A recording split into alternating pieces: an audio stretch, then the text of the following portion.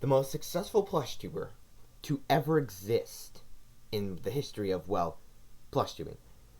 With over 616,000 subscribers at the recording of this video, he is literally trumped the Mario Muffets and taken the number one spot as number one Plushtuber. But how? How did a small man back then, with only a clutch full of subscribers and with a new knowledge of Plushtubing, became the most successful and wealthy Plushtuber of them all? First off, we have to go back to when he first started Plushtubing. Now, before, he did make some videos. It was kind of like a family channel or something like that. I don't know. I didn't really watch them all. But he did start YouTube before Plushtubing. But back in May of 2017, when Plushtubers were starting to get on the rise, he started to do so as well with his first ever plush vid, Fnaf plush Nerf gun. War. I don't know. It's about Fnaf plush and Nerf war and all that stuff. Now, this video today is very, very well known. It has about 2 million views. Yeah. Pretty impressive, but it certainly didn't start out that much.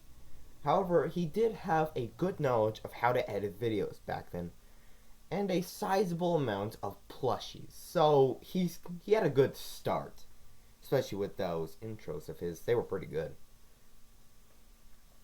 Now, when he started Plushtubing, he actually started at a very, very good point. Because other Plushtubers like SlyPie, Froakie, and Travis, they had all started before him and didn't really experience the great boom, the great Plushtuber boom, until 2017 to 2018 and all that. But when Gabe was literally starting at that point, he had an edge. He was new. He was fresh. He was ready to take on the world of Plushtubing. And especially with his most famous character of all, Nightmare Bonnie. Introduced back in April of 2018, he became Gabe's main character. Even despite it being a bootleg, the Nightmare Bonnie plush became an idol, with his most famous video to this day being Sugar Monster, with over 11 million views, rivaling that of even the Mario Muffet's most viewed video. That's insane.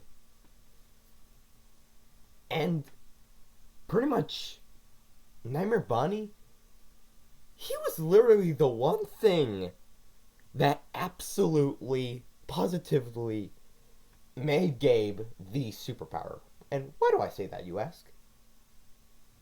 His character. There was something about him, something about Nightmare Bonnie, that made fans love him and have very few haters. How do I describe this? Take Jeffy, for example, from the SML. He is literally the face of SML, yet he has so many people who love him, and yet so many people who hate him. Why?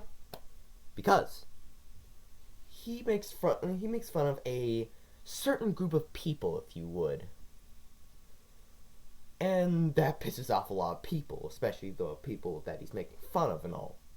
I mean, I'm one of those people. I'm autistic. So, it doesn't really bother me, although I can see why he's very, very offensive. But Nightmare Bonnie, on the other hand, I mean, he is a little slow, per se, his character.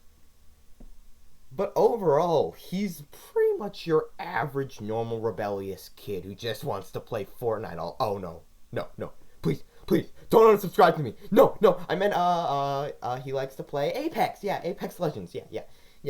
He's just your average kid who likes to play Apex Legends and doesn't want to do work. We have all been there before.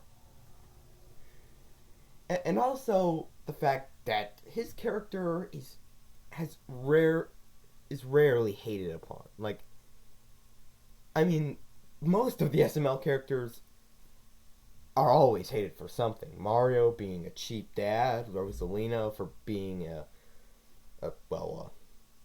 biatch, Bowser Jr. just being an absolute idiot, and Jeffy, well, I said too much about him. But Gabe's world and his Nightmare Bonnie, there is little to hate about him. I mean, for goodness sakes. Actually, no, I've said enough about Nightmare Bunny. Another thing that really helped him out is that he never stayed too intact with the Plushtubers. I mean, he did mention a couple, like, for instance, Five Nights at Frokies in one of his videos with the Pokemon battle and all of that. That was a pretty good reference. But other than that, he generally stayed away from the Plushtuber community. And that would actually help him. Now, why do I say this? Well, remember back in 2019 when it was literally a Great Depression for Plushtubers? Yeah, talk about a stock market crash of 1929, right? Yeah, that actually helped him out because the reason why so many Plushtubers suffered is because they were really, really intact with each other. And when a few went down, the whole deck of cards just crashed down and all that stuff. But Gabe actively stayed away from it. Therefore, he didn't get caught up in the drama. And therefore, his channel was spared from the horrors of 2019. I mean, in all honesty, that's also what happened to the Mario Muffets. Albeit slightly worse than Gabe. They did drop in views for a while. But they were okay. And because of all of that, he was able to not only exceed Froakie, Travis, and Slide Pie, and all those Fnaflix and all those other Plushtubers, but because of all of those things, with his likable characters, right mixing of storytelling and all of that, he outbeat the Mario Muffets and became number one. Hell, I wouldn't even be surprised if I saw him one day with 1 million subscribers. Hell, he might be the first Plushtuber, besides Super Mario Logan, of course, to actually become the first Plushtuber with 1 million views. I mean, subscribers. Starting to get mixed up in all of this stuff.